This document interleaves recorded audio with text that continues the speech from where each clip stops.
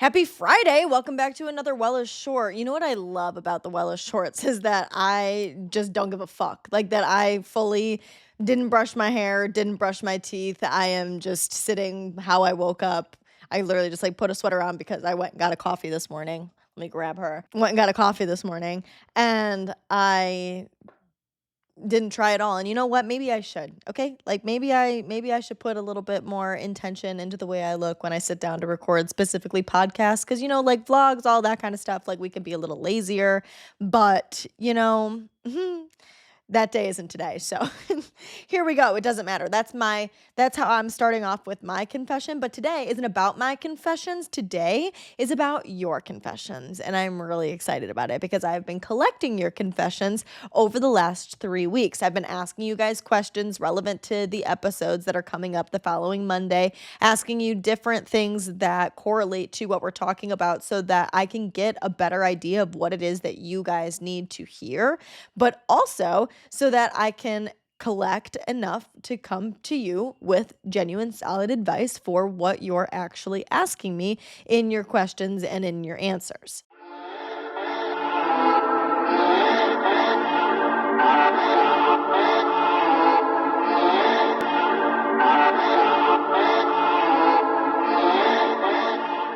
So this month, I really wanted to move away from the idea that I think we get really obsessed with at the beginning of the year of like being perfect and following through with the new goals that we've set out to achieve. And obviously, I believe in setting goals and I believe in creating the vision board and I believe in setting out to be a better, higher version of yourself 1000%. We love self improvement here. That's what this is all about. But I think that for me personally, and if this doesn't resonate with you, because like I've talked to people in my life about this and like not everybody agrees, and that's totally fine. But if your brain works anything like mine, I personally cannot focus on being perfect in order to achieve what I want to achieve. I have to focus on being imperfect. I have to give myself permission to not be perfect. And when I do that, and only when I do that, have I been able to move in the direction of becoming the person that I want to be. So that's essentially like where all of these concepts come from. And I really wanted to jump on that at the beginning of the year when I think that pressure that we put on ourselves is really high. And I think, unfortunately, what so many of us do is we equate our worth to what we think we're capable of achieving or like what our life looks like. Like, I want to make sure that I'm working out all of the time, and I want to make sure that I'm eating healthy all of the time, and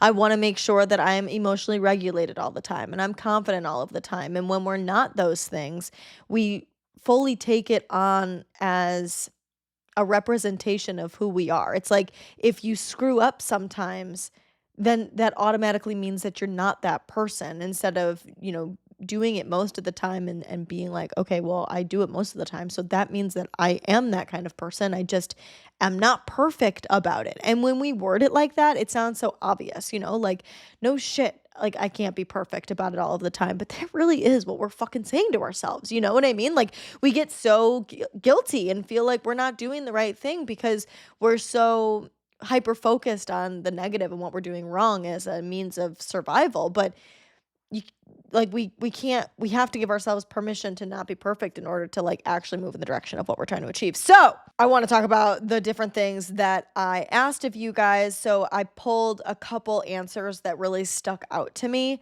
and then I also pulled 2 listener questions that we can talk about because I just think breaking each of these down and talking about your guys' confessions will help us not feel so alone and move in the direction of more self-acceptance and self-trust and self-love going forward. So the first question I asked at the beginning of the month was, what's one healthy thing you do that's more about proving something than supporting yourself? Because I think a lot of the time that's what we're doing, like even if that's subconscious, like even if we think that we have to show up in a certain way because some mythical audience that we've created in our heads is going to know that we're good enough if we do those things. Like it proves our worth instead of just us authentically wanting to do that thing. And so we're doing that thing. So this listener said, gym outfit, how many times I show up a week, and food aesthetic, like if I post pictures or not. First of all, yes. I genuinely used to feel like if I didn't post the picture of me at the gym,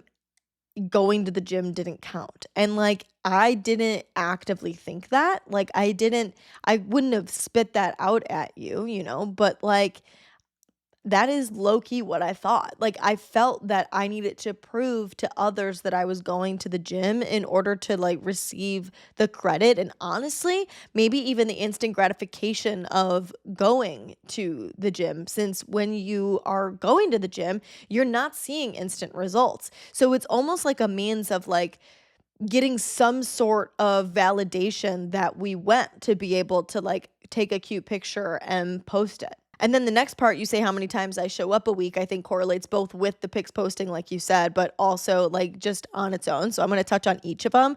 Like with the pictures posted, I think that it feels like if you only post one picture, for some reason, you think that like people are going to assume you only went once that week, especially if you do post going to the gym regularly. It feels like if you don't post every time, then like the ether is going to feel like you didn't go, and like then you're not getting the credit for going, and then you can't identify as a person that goes to the gym.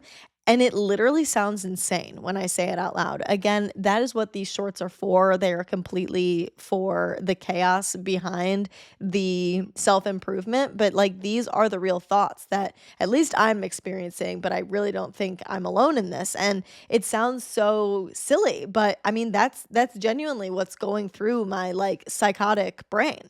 And then how many times I show up in a week, I think not related to the pictures, is just so like this idea that like you're not good enough if you don't do the regimented schedule. If like I said I was going to go 5 to 6 days a week and I don't go 5 to 6 days a week, and this week I had so much going on and I only was able to go twice, and I suck, and you're beating yourself up and you're guilt tripping yourself and all the things, instead of just like saying, hey, I had a busy week this week. I'm a person that works out, but I have to be able to incorporate it into my schedule. So I minimized the amount that I went. I still went. I still went twice. I just didn't go the 5, 6 times that I said I was going to go. So maybe if that happens like constantly, you have to like back off the number of times that you're going just to make sure that like you can hit your goal and feel good about it. But at the same time, you shouldn't be beating yourself up. You should be allowing the gym and things that are for you to feel good to flow naturally in and out of your life. Obviously, if you have like a specific goal and you're trying to like be in a bodybuilding show or you're trying to lose a bunch of weight, like you can't follow that. But if you're just doing it to feel good and to be healthy, you're fine. And then you mentioned the food, and I just think it all follows that same vibe, that it almost comes out as like you trying to prove that you're doing the things that you said you were going to do, instead of you just trusting yourself enough to know that you're showing up in the way you said you would, that your approval and your validation is enough. There's a difference between doing things because your thought process is this supports me and I want to take care of myself, and this proves that I'm this kind of human. Okay, one confession done. Let's do a question. So this person asks, why do I feel guilty when I rest, even when I know I need it? I think this is so relevant. I picked this question because I relate to it so heavily, and I do not do this anymore. And I'm so grateful that I don't do it anymore. So again, that's like literally why I picked it, because I know exactly what you're experiencing and it sucks. Like anytime you feel like you're just sitting there, you are raking your mind for things that you could be doing instead. And honestly, I feel like, again, it comes back to your worth, that you feel like you have to prove that you're to yourself that you're doing the things that you said that you were going to do. It's earning worth through achievement. And if you had some dynamic growing up or some dynamic anywhere that made you feel like if you didn't do enough, that you weren't going to be worthy, then you probably live your life like this. And so that's why you cannot rest to save your life, because you feel that if you rest, you're not safe. Like you equate rest with potentially falling behind or getting hurt or failing, or just like not being able to reach your results, your goals faster because you're taking more time to do the things instead of understanding that it's quality that reaps the results, not quantity. Like you don't have to pack all of the things, as many things as you can into a day as you possibly can. You're just going to burn yourself out. And you're not going to have quality work done. And when I say work, I mean like you could literally be work, it could be gym, it could be your mental wellness, all of the things. It doesn't matter what it is. It's not going to be as good as it can be because you're going to have this secondary feeling of guilt and not being self-compassionate, like you're going to being completely self-critical, and you're creating a greater divide in your relationship with yourself by living that way. The second confession, I asked you guys, what are you exhausted from trying to prove? And I chose an answer because I literally fully crashed out about this quite literally this morning. This person answered, my finances. I got paid this morning and I wasn't happy. I know that everything's fine. I know that I have everything under control, but I get really angry at like the system and capitalism and how we're all just like screwed, and wages aren't changing but prices keep going up. I get like really upset and mad about it. I feel stable like in my own life. It would be nice to have more money. I would be able to do things to entertain myself at a capacity that I would prefer, but I can afford to live and like do things with my friends and whatever. So like I'm okay. But at the same time, it's not comfy. Like I hate going out to eat and feeling like I have to like check my bank account before I do it. I hate when I'm purchasing something that's $18 at Walgreens yesterday and I'm transferring money from my account, like from account to account. I hate that. It's uncomfortable, it's aggravating, and it just isn't a relaxing way to live. So I completely relate to this answer because being broke is exhausting. Don't get me wrong. Being broke is exhausting, okay? But being broke isn't necessarily what exhausts you, but it's what you feel like that means about you and the spiral that it can take you down, because it really will snowball. Like it really does make you feel like, now I've got to do something about my job. Should I get a second job? Should I be cutting back? Should I be budgeting better? Should I not be going out to eat so much? Should I be saying no to social things, but I should be allowed to do social things because I work so much? Am I not responsible enough? Am I immature with my money? Am I irresponsible with my money? Should I not be spending my money that I work hard for on things that I genuinely enjoy, and I should only be paying for the things like groceries and gas and my car bill? But I should be allowed to like go out and enjoy myself because I work to achieve that money. And it's tiring because it's like you're trying to prove, even if it's just to yourself, trying to prove that you're stable and that it doesn't bother you and that like you don't feel like your whole life is falling apart every time you get a paycheck. And God forbid you go out with people that do have more money than you. It feels like embarrassing because it feels like you should be on the same level as your peers. And when they can afford to do things and you can't, it's like you try to make it work and you try to like, be a part of it all, and you just can't do everything. You have to live within your means. And sometimes that blows dick chunks. Question number 2, I chose because it pushes me out of my comfort zone, because confession, answering anything about relationships and dating actually terrifies the shit out of me. Like one of my scariest topics in my head on Wellish, like that's why I don't talk about dating at all on Wellish. Like I just have so much relationship trauma that from like my engagement ending, but just like from my family life, from like experiences I've had in the past. I've just got so much relationship trauma. It's like my number one thing that I've dealt with.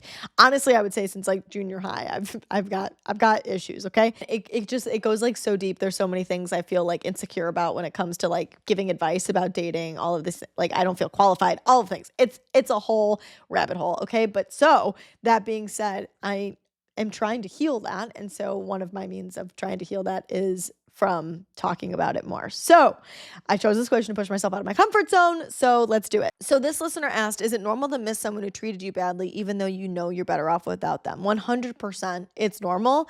But I would challenge you to ask yourself, is it actually them you miss? Because it's probably not. That's something that I learned like really early on when I went through my most traumatic breakup was that I actually didn't miss the person. I missed who I was with that person. I missed the stability of being with a person. I missed being able to count on something and know what was happening next and like just live in this like predictable safe space. Now this is also a complicated question because it's so subjective. Like you might have been with somebody that was a good person. I was not. But if you were with somebody that was a good person and you ended on mutual terms, then yes, it's incredibly normal to miss them, even though you know that you guys aren't supposed to be together. And I think that that's just a feeling that you have to be able to separate, like, and be able to remind yourself, yes, I'm gonna miss this person. I care about this person. I will always have love for this person in my heart. But I just know, we both came to an agreement that this isn't something that works out for us. Now, if you are in a situation like I have been, that person turned out to be evil, you could still miss them, and that is still normal, but it's likely not them that you miss. It is likely the version of yourself that you miss, that the person that was with them that was in that experience. And you figure that out by digging a little deeper on that because, like, yeah, sure, you probably don't miss the version of you that was constantly abandoning herself, but you might miss the you that felt stable, like I said. And of course, when you start dating again, you might think of things that the person that you were with did before, just as a means of noticing, not necessarily being like, this is good and this is bad, but, having these moments of like, I miss them, and that's okay. But you just have to keep coming back to the idea that they're not good for you and that there's a reason this is happening.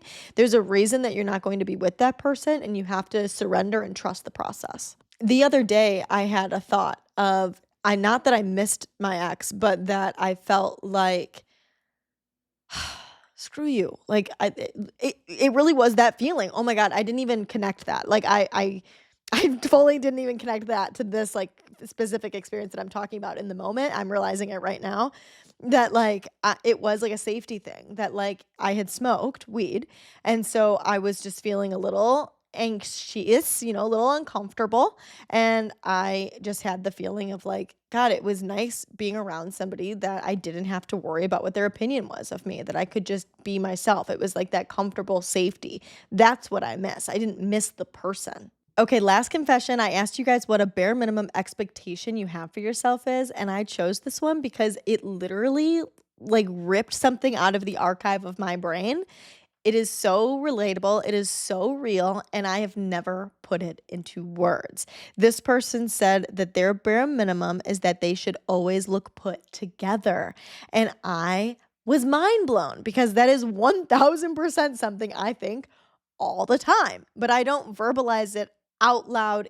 And when I say out loud, I even mean like out loud in my head, even to myself. But like, I just always exist with this like expectation of myself that like I should always look good, And like when I look bad, especially I've been recording more vlogs and stuff recently, and I just, look like this. How I said to you guys at the beginning of this video that like maybe I said it at the beginning of this video, I should look better. Oh, that's crazy, dude. Like, I think that I should show up in a better way. I think I should look better. And God, I think so much of that comes from, beauty standards and media and social media, all of the things, because everybody, always looks good and they're doing their cute little Sunday reset, but they've got their nice little set and they go to the gym. So they've got their snatched little body and their fucking perfect ass hair and their perfect ass skin and their hair looks good. It doesn't look like they threw it up into a messy clip like I have mine right now. Or, they've got their glasses on, but like for whatever reason, they just look so much more aesthetic and cute than me. I have this like, we just have this expectation of ourselves. I just think that is just such a relatable one. When obviously I am a comfy girly. Okay. I love to be comfortable. And part of me being comfortable doesn't just mean sweatpants and a hoodie, while it does 1000% mean that, and that's relevant here, it also means not needing to do my hair.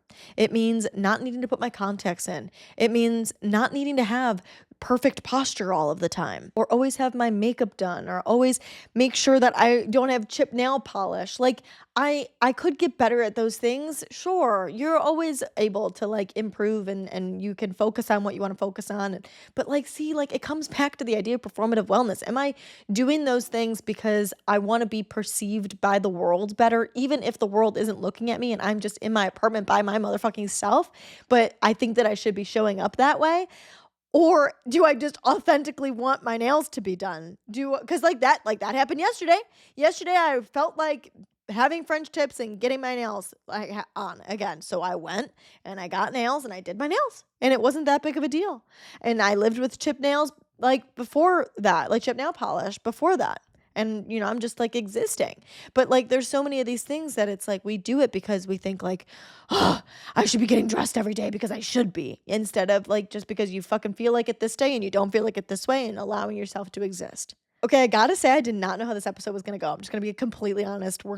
This episode is all about confessing, so that's me confessing. I did not know how this was gonna go. I didn't know if it was just gonna be too Q&A, too rigid, but this was so confessional, and I hope you guys feel so much more connected and seen, and like we really are all out here experiencing the same thing and the same feelings, and it blows my mind, and that's why I love talking about it, and I love talking to you guys, and I love like when you message me and stuff. It makes, when you comment, it makes my absolute entire day, because it just feels so much more like, you know, we're all in it together. And if we can all band together against this standard and this expectation that's constantly being shoved down our throat to be perfect, then maybe we can create our own little safe bubble that we don't have to be. It is a miracle we did make it to Friday. I hope you guys have an incredible weekend. I do have something to look forward to that I just want to shout out here quick. I am definitely getting more into vlogs. So I am making one this weekend. I'm getting a tattoo tomorrow. I'm super excited. I'm adding to my hand, and I'm going to a Blackhawks game and doing all the things. So like I'm going to vlog it all, take you guys with me. So keep your eyes and ears peeled on YouTube for when I post that. I don't know exactly when it's going to happen, but it's coming. So keep your eyes and ears peeled. But of course, you can count on Monday's episode. That's where we're really digging into those bare minimums. So stay tuned for that. I love you guys endlessly, and I will talk to you very, very soon. Bye.